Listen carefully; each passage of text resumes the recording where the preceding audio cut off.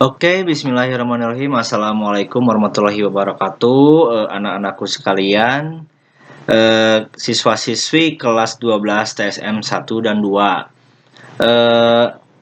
Kita melanjutkan materi PBSM pengelolaan bengkel sepeda motor di pertemuan keempat hari ini mengenal struktur organisasi bengkel ya. Yang materi sebelumnya kita mengenai fungsi dan tugas tanggung jawab dari manajer, kepala bengkel, kepala mekanik. Nah, selanjutnya sekarang Bapak bahas mengenai admin service poin D dan poin E mengenai admin service dan admin spare part nih. Pada umumnya, pada bengkel sepeda motor yang umum yang memiliki standar yang bagus itu memiliki yang namanya admin service dan admin spare part nih. Bisa kalian lihat sendiri ya fungsi dan tanggung jawab, serta tugas dari admin service serta fungsi tugas dan tanggung jawab dari admin spare part. Nih, fungsinya admin service mencatat administrasi bengkel dan mengelola keuangan. Tanggung jawabnya bisa kalian lihat sendiri. Ya, sebentar kursornya ini. Melaporkan hasil kerja harian dan bulanan bengkel. Tugasnya membuat WO, work order atau surat perintah kerja dengan benar, membuat laporan harian dan bulanan serta yang lainnya. Admin spare part tentu saja fungsi, tugas, dan tanggung jawab mereka berkaitan dengan spare part, keluar masuk spare part, data-data spare part yang ada di gudang spare part itu dikelola oleh seorang admin spare part. Oke, next, gudang parts. Nih, ada fungsi, tanggung jawab, tugas seorang gudang parts atau tim gudang parts. Fungsinya menata penempatan stok, mengeluarkan stok sesuai permintaan dan mengontrol keluar masuk stok ini. Maaf ya, sekarang kamera. Tanggung jawabnya menjaga dan memelihara kelengkapan ketersediaan stok spare part dalam gudang nih. Tentu saja kalau admin spare part itu berurusan dengan hal-hal administrasi soal spare part.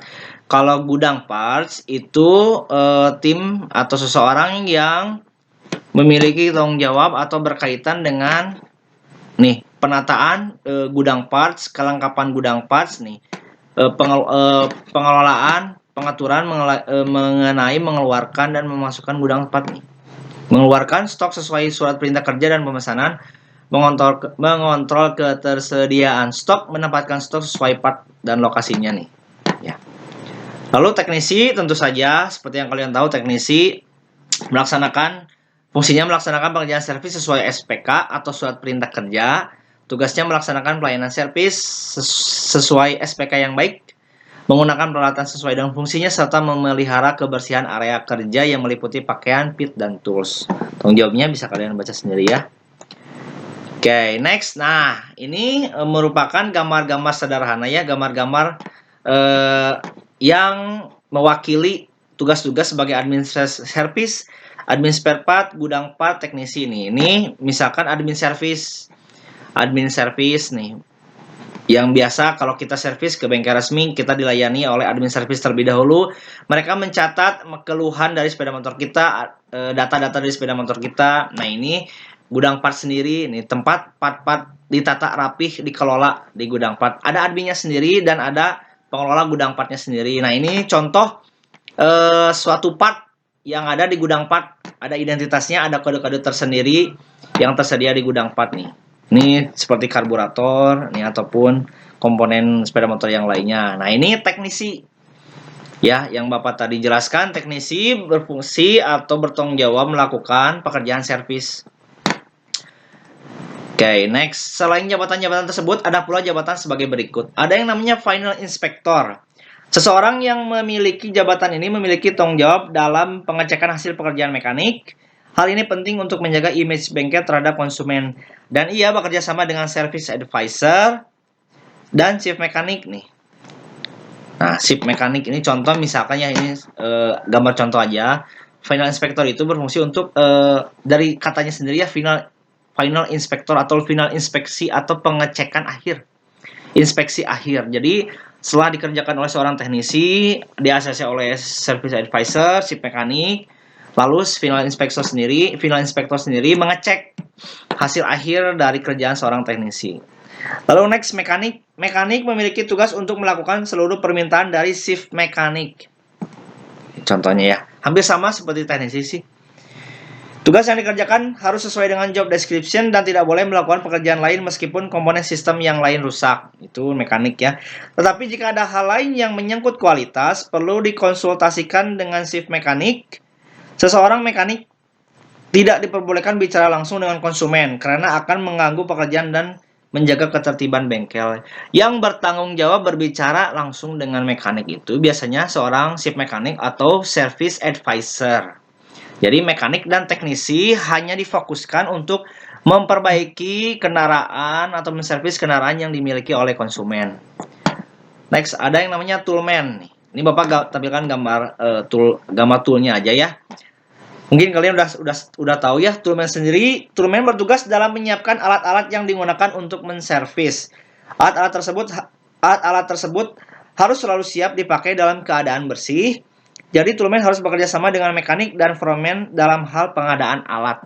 Jadi si toolman ini dispesialkan untuk kelengkapan pengadaan alat, kebersihan alat, ya, berhubungan dengan tool-tool. Itu tool atau peralatan dikerjakan oleh seorang toolman. Next, ada yang namanya accounting. Kalau accounting sendiri ini berkaitan dengan soal keuangannya. Ini sebenarnya gambar seorang admin service, tapi ini Bapak sebagai contoh buat kalian. Misalkan accounting itu melayani konsumen saat transaksi administrasi, membuat laporan transaksi yang berhubungan dengan keuangan di bengkel tersebut. Oke, next. Faktor-faktor yang mempengaruhi keberhasilan bengkel. Ketika akan mendirikan sebuah bengkel, pemilik harus memahami faktor yang mempengaruhi keberhasilan bengkel agar dapat mantap langkah untuk memajukan bengkelnya. Nah,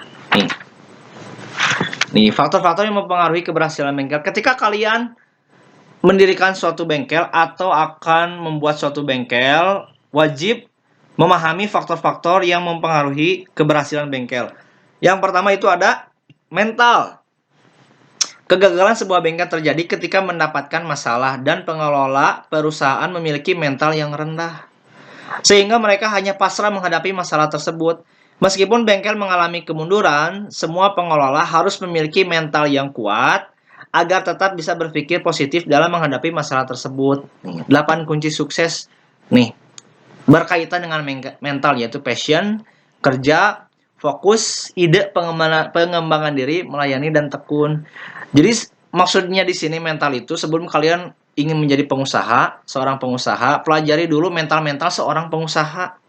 Tangguhnya mental seorang pengusaha, kuatnya dalam artian menghadapi seluruh masalah. Ketika dia dalam kondisi jatuh ataupun kondisi naik, gimana sih mental seorang pengusaha harus diterapkan? Oke, lalu yang kedua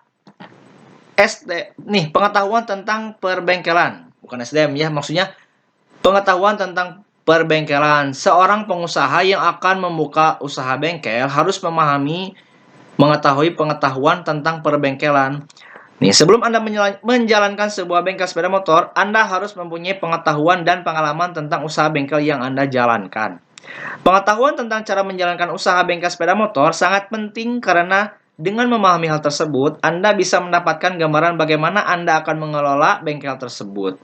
Selain itu, pemilik bengkel harus mengetahui minimal sedikit tentang sepeda motor, terutama seluk-beluk tentang part-part pada sepeda motor beserta harga pasarannya. Ya tentu saja, idealnya jika kalian ingin mendirikan sebuah bengkel sepeda motor, kalian harus tahu dulu tentang sepeda motor, tahu cara servis, masalah motor, jenis-jenis motor.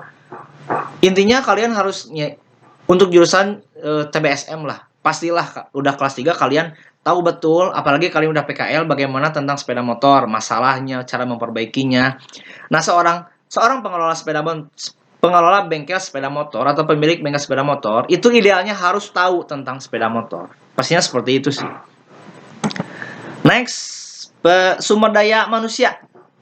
SDM, sumber daya manusia. Pemilik bengkel harus dapat mengontrol semua aktivitas karyawan. Semua hal yang berhubungan dengan bengkel harus diperhatikan agar operasional bengkel bisa berjalan dengan baik.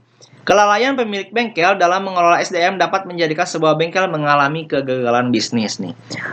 Maksudnya di sini sumber daya manusia itu pegawai-pegawai yang kalian punya, tim yang kalian punya itu harus berkualitas, harus dikembangkan supaya mereka memahami job desk dan masing-masing supaya